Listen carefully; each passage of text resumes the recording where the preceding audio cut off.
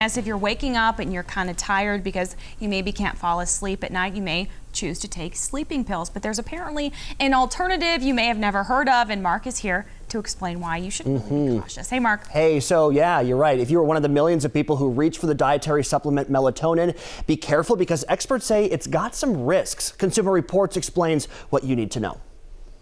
About 6 hours of sleep a night. 4 to 5 hours. 5 hours. A Consumer Reports survey finds 80% of adults in the U.S. struggle with sleep at least once a week, and everyone has their own way of dealing with it. I usually just lay there. I toss and turn. Sometimes I get up and start cleaning up my house. When I have trouble sleeping, I try to take melatonin. Melatonin is a sleep hormone that's naturally produced by the body, and it's also available as a popular supplement. Studies do show it can be helpful, but only for some people under certain conditions.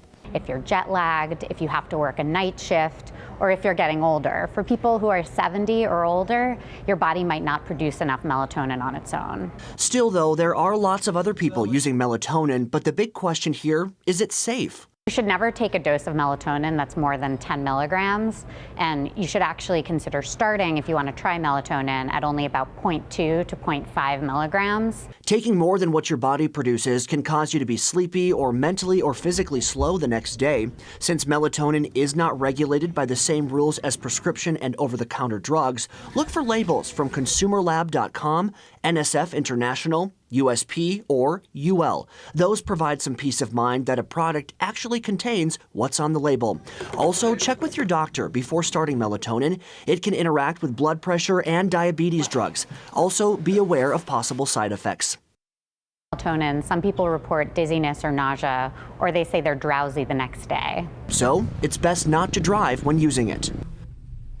Consumer Reports also says there is not enough research to know whether melatonin is safe to use for longer than 3 months. So what do we always tell you here? Talk to your doctor if you have trouble sleeping.